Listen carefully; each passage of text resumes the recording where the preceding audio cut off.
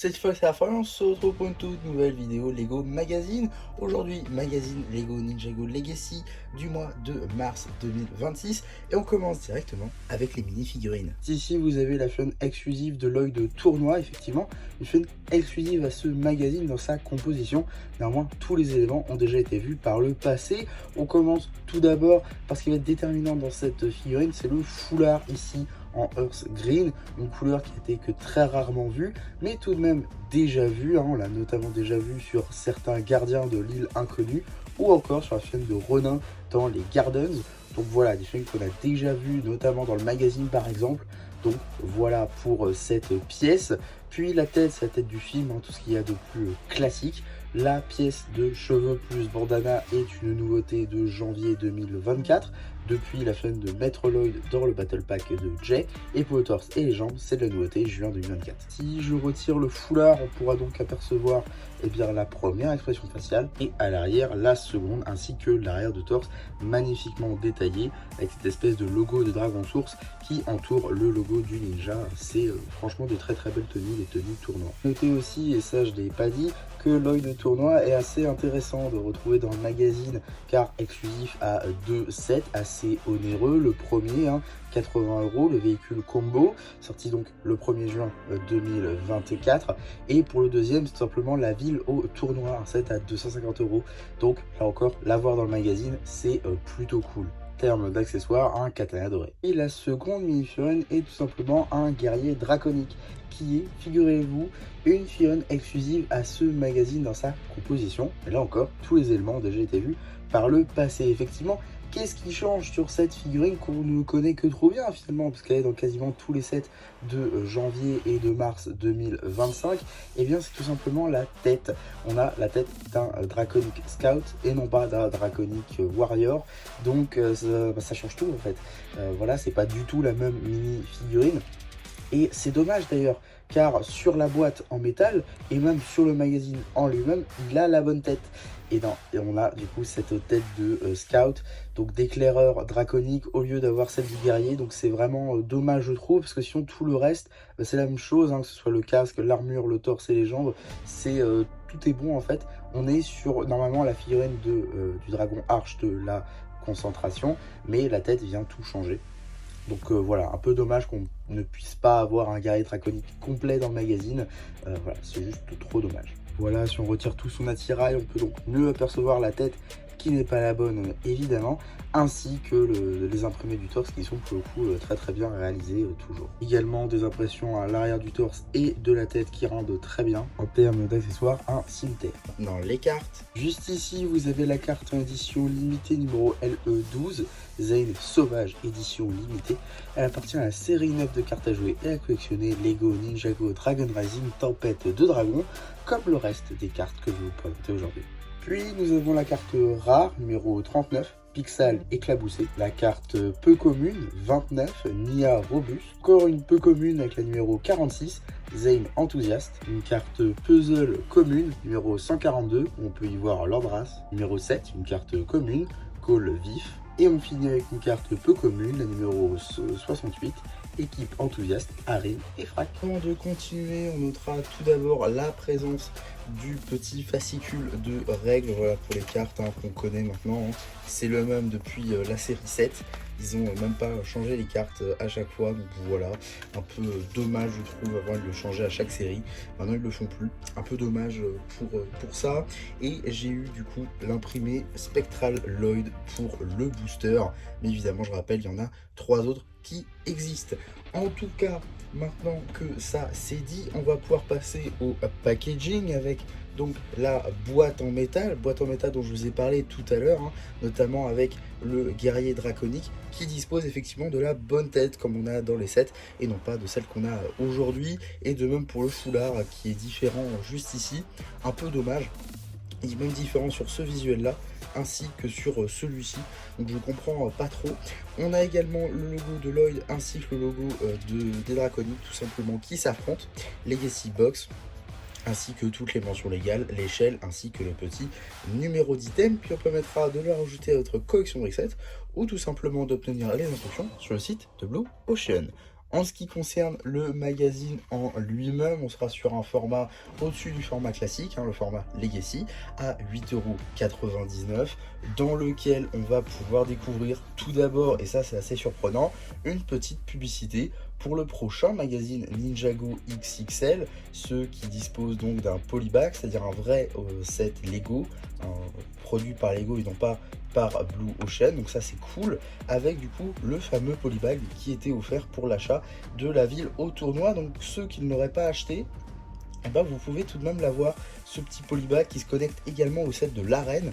Je pense que beaucoup plus de personnes ont le set de l'arène que de la ville au tournoi. Donc voilà, vous pouvez aussi le connecter avec, donc ça c'est cool. En plus il y a 2 filons à l'intérieur, ça peut être plutôt sympa. Donc n'hésitez pas à me dire ce que vous pensez de ça en commentaire, je ferai peut-être une vidéo. En tout cas, juste ici, on a le fameux sommaire et on commence directement, on est directement dans le Legacy, avec ici un KZX du set, enfin de 2026 quoi, qui nous accueille, donc ça c'est plutôt cool. Ensuite, on a directement un petit jeu sur double page sur la surprise du jour, avec encore une fois le guerrier draconique qui a la mauvaise tête, et par contre Lloyd qui a le bon foulard, donc ça c'est cool.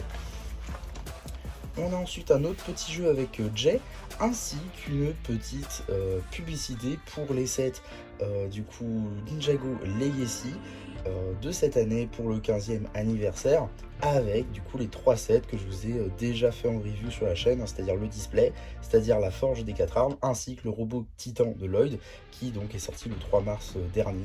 Un très très bon modèle du coup, qui est sorti en mars, et ce magazine sort en mars, donc c'est plutôt cool, ils sont allés assez vite sur la publicité. En tout cas, on a ensuite un petit jeu ici avec Kai, ainsi qu'un petit récap de l'île inconnue avec du coup le personnage de Ronin juste ici. Donc ça c'est plutôt sympa. On a même une petite bande dessinée justement sur le personnage de Ronin. Ronin qui a un mix plutôt intéressant, c'est-à-dire qu'il a sa tête du set des Gardens, mais en même temps il a sa tenue de Day of the Departed. Donc voilà, un mélange plutôt marrant je trouve. En tout cas, voilà, suite de la bande dessinée que vous retrouverez évidemment sur la chaîne BD Slavatsoi. On a ensuite un petit jeu sur double page sur le thème de Shintaro de la saison 13, ainsi qu'un petit poster du coup sur Seabound, qui est un petit peu gâché par l'écrit au milieu, je trouve ça un peu dommage, danger, voilà. Là, un poster très 15 ans pour le coup, ça manque peut-être même d'un logo 15 ans au milieu. Les ennemis sont de partout avec beaucoup de factions méchants qui sont représentées, avec ici Ronin, bon, dans cette tenue là il n'est pas vraiment méchant, mais on comprend. Les gardiens, ils sont pas non plus méchants d'ailleurs, les fantômes, les fils de Garmadon, là on a Shintaro, les Nidroïdes, les pirates du ciel, ainsi que l'empereur de glace. Donc ça c'est plutôt sympa comme poster, très 15 ans. Et du coup voilà, dans les profondeurs, donc voilà, danger dans les profondeurs, du coup ce petit texte qui gâche un peu le poster à mon sens. Un logo Ninjago aurait été très très bien aussi. Et on a également la suite du jeu concernant Shintaro et la saison 13 en général, un jeu à dés sûrement.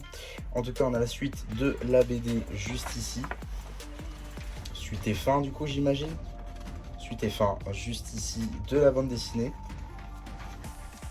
On a également un petit jeu là sur le thème de Seabound avec Zane qui va tenter de retrouver certains objets parmi tout le bazar, ainsi qu'un petit récap directement de la saison 15 avec Seabound. Ça va être le début de Seabound. Voilà, là ils doivent être... Non d'accord, ok. Donc le roi est déjà mort, ça doit être l'épisode 8 ou 9 je pense de Seabound, donc ils sont à la moitié de la saison 15. Puis on a la page dédiée à l'abonnement avec donc le magazine de cure et le magazine d'aujourd'hui dont ils font la promotion à l'intérieur. Voilà, donc ça comporte les 2 magazines, donc ça c'est plutôt cool. On a ensuite une petite page jeu concernant le set du display, plutôt sympa, ainsi qu'une petite page concernant les cartes de la série 9, voilà, pour les nouveaux types de cartes, j'imagine, les cartes rares du coup de cette série. Avant de passer au prochain numéro, on va très rapidement regarder les publicités, en passant tout d'abord par le magazine Lego Star Wars que je me suis également procuré, qui est censé sortir le lendemain de cette vidéo, avec le Clone Pilot Phase 2, très intéressant comme magazine, mais on en reparlera dans une vidéo dédiée évidemment. Et la seconde publicité, c'est concernant encore et toujours la série 9 de cartes à jouer et à collectionner, Lego Ninjago Dragon Rising, Tempête de Dragon. Il y a pas mal d'ouvertures sur la chaîne si ça vous intéresse, en shorts notamment. Je vous renvoie vers la playlist ou directement vers les shorts si vous voulez en savoir plus. En tout cas, qu'est-ce qu'on va avoir dans le prochain numéro du magazine Ninjago Legacy? Et vous devriez savoir si vous avez vu les fuites assez récemment. Nous aurons donc le magazine avec Rox et Kai ZX. Donc ça sort le 22 avril avec également une nouvelle carte en édition limitée de Rogue. En tout cas, Rox, l'avoir dans le magazine, c'est cool parce que ça va permettre de compléter les 5 bannis. On a effectivement eu Drix dans le magazine Ninjago Legacy, au même titre que Zart. On a également eu Cure ainsi que Noct dans le magazine classique. Et on va avoir Rox maintenant dans le magazine Ninjago Legacy également. Et ça, c'est cool. Aussi, on va avoir Kai ZX, donc assez récente, pas la plus palpitante, on va pas se mentir, des tenues ZX, elle est présente dans beaucoup de sets, soit dans le set du display, également dans les Old Town, également dans le prochain X1, qui sort donc en juin, mais également dans le jeu de société qui va sortir en juillet. Donc voilà, ce n'est pas la chaîne la plus excitante à avoir, néanmoins plutôt cool quand même dans le magazine. Mais on retiendra évidemment la chaîne de Cure plus que Kai. En tout cas, voilà pour ce magazine Ninjago Legacy. Globalement, un plutôt bon numéro, on va pas se mentir. Avoir un l'œil de tournoi dans le magazine, c'est plutôt cool et ça devenait un petit peu inespéré maintenant que la Firen a quasiment 2 ans. Donc voilà, plutôt cool d'enfin l'avoir en ce petit numéro avec Lloyd Tournoi. J'espère en tout cas que ma vidéo dessus vous aura plu. N'hésitez pas à me le dire en commentaire. N'hésitez pas non plus à liker la vidéo, à vous abonner, à partager. Et moi, c'était MC qui vous dit bye.